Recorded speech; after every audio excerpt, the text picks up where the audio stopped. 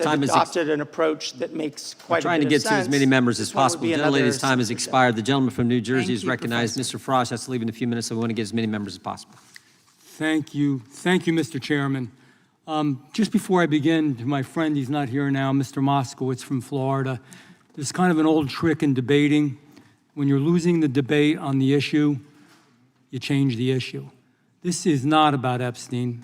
It has nothing to do with that. And as the chairman so correctly said, the Attorney General is going to be here, the FBI director is going to be here, and we can talk about it till the cows come home. Second thing is, I believe it was you, Mr. Farage, that said COVID changed our world.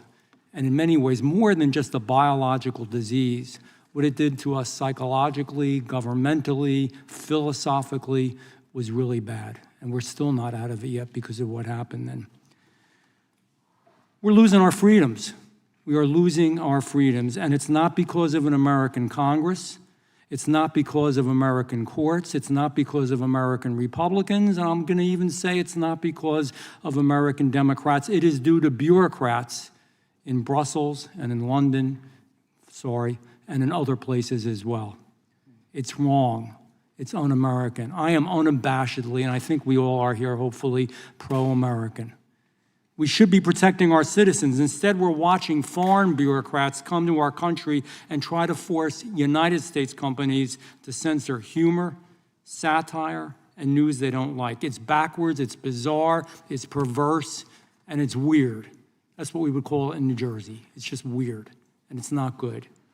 It's the opposite of everything that the United States of America fought for and stands for. And it's a globalist mindset. You know, we can all talk about the issues, but I'm going to keep talking about globalism versus American exceptionalism and individuality.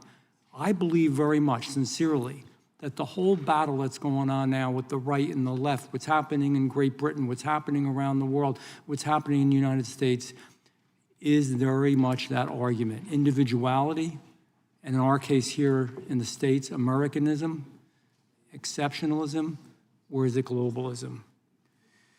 And like the EU's Digital Service Act and the UK's Online Safety Act are the pinnacle examples, and they are, of how upside down things have gotten in the effort to globalize our society. And that is the ultimate showdown. It is resulting in our losing of our freedom, losing our influence, and the only winner here are some countries in Europe, Russia, China, and others. Europe is spending their time attacking American tech companies, dictating how our platforms operate, how our technology operates, and punishing people for exhibiting free speech. The European model, I'm sorry if I offend anyone, but it is wrong. We fought a revolution to defend ourselves. Men and women pledged their lives, their treasure, their sacred honor, so that they wouldn't have to go through this. And we never thought that Americans would be stripped of that. That's why this moment is so serious. It's more serious than most Americans and people realize right now. And you know, for generations, we thought if we were ever attacked, it was going to be a nuclear holocaust. We thought it was going to be the domino theory. We thought it was going to be world wars. We thought it was so many things. I maintain it's this. If we lose our First Amendment rights and our freedom of speech, we have lost everything and nothing else matters. And internet technology is being used as a vehicle to make this happen. So I have a question for Mr. Farage and Mr. Price. This hearing is really good, and I'm sure we're going to have some other hearings. But more than hearings and talking about it, what is it tangibly, this is a hard question, that we can do to stop it? What is it? Mr. Farage, I'll start with you. The debate we've had here, I mean, nobody here from any side of the debate has told me that the Online Safety Act is a wonderful piece of legislation. You know, right across the spectrum here, you're having your own internal debates about free speech in America, right, healthy, and what this committee is for. I want to make this argument. Yeah, I know these companies are very big and very powerful, many of the tech firms, but you know, governments talk to each other, yeah? And it needs the American administration and businesses to have an honest conversation. Brussels, you won't get a hearing.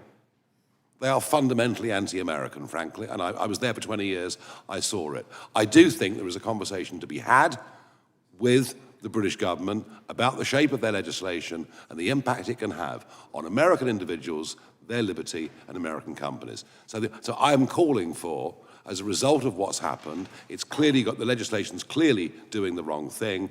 I think it is cause for proper intergovernmental debate. I hope that we have it. And by the way, we have censorship in America. Watch ABC, NBC, and CBS. I'm in the meetings. I'm in a discussion. I see and hear what happens. I watch, my wife has Channel 6 on, which drives me nuts at home, and it has nothing to do with the damn stuff that actually happened. And that's the truth. We have it already, and I pray to God we don't lose America. Mr. Chairman, indulgence, and I'll shut up. Mr. Price didn't get a chance. Quickly.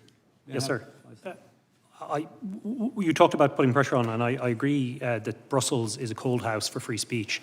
But a lot of the regulations actually happening in my own country, in Ireland, in Dublin, where a lot of the tech companies are headquartered, their European headquarters. And it's the Irish Media Commission, or Commission na Meán in the Irish language, which is the ground zero really for a lot of this regulation. And here's where I think the US can do a lot, because there's strong bilateral relationships between Ireland and the United States, is to put pressure on the Irish government to stop the bullying of tech companies. And already X is in the Irish Supreme Court soon against the Irish Media Commissioner. So they're already starting the crackdown. So I would hope that you use your good offices here to put pressure on the Irish. Mr. Chairman, I have a point of parliamentary inquiry. Gentleman is recognized. Why is the witness leaving this hearing early, and certainly without? He hasn't engaged me. He told us about this. This is not unusual. It's happened before under Democrat leadership of the committee, under Republican leadership of the committee. We're trying to get through as many people as we can. You've had many of your witnesses